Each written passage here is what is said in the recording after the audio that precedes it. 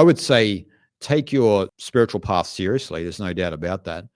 I think a lot of people don't really take it seriously. It's kind of like a side gig. It's like Californian yoga, so to speak. But take it seriously. Take the studies of the scriptures seriously. Like, for example, in the old days, in the old Vedic culture, they would say that, okay, you want to put your ego on the fire, you need to study the Brahmagana, the wisdom of Brahman, or the Brahma Vidya, the knowledge of Brahman, however you want to say it. And what does that require? That requires you to study the scriptures that I often teach on this channel and be consistent with your meditation. And also understand, as Ramana keeps saying, that what will happen regardless of your input or not. So it doesn't mean you stop acting, but you understand that the consequences of your action are already preordained. Even your actions are preordained. So it's that recognition that there is this predestined aspect to everything, or this preordained aspect to everything. Your actions are preordained, the results are preordained. Everything is Brahman alone. And it may appear that you're having a sensation of agency, of free will, but that itself is still the divine as well. And so when you begin to think in this way, or you begin to recognize that that's the way it is, then you'll slowly see the ego begin to decrease, because the ego thrives on feeling it has a sense of agency, a sense of control. Once you've given the control over to the ultimate, that sense of agency of the ego begins to sort of dissolve. It will come back, because it's kind of like an ebb and flow, particularly at the beginning stages of one's practice of understanding this type of surrender, right?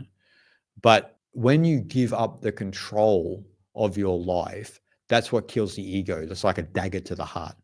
Obviously, you control when you pay your bills, and the frivolous things of life, like I would mention to you, right?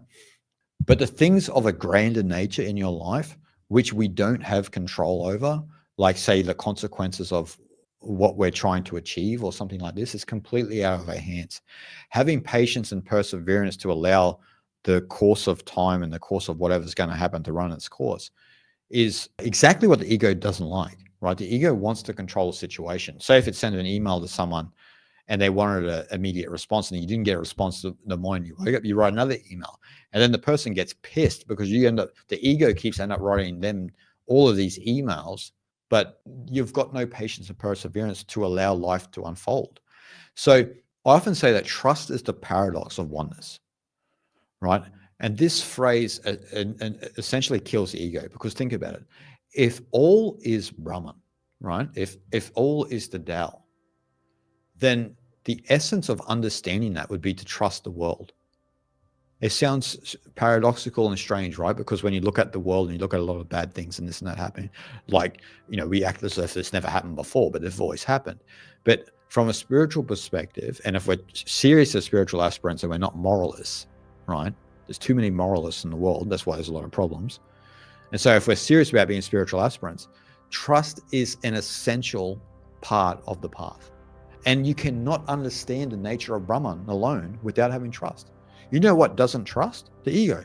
Because the ego likes to control. So once you start to resonate more with trust, then you'll see the ego you'll start to have, let's say, more control of your ego, to the point where it begins to dissolve.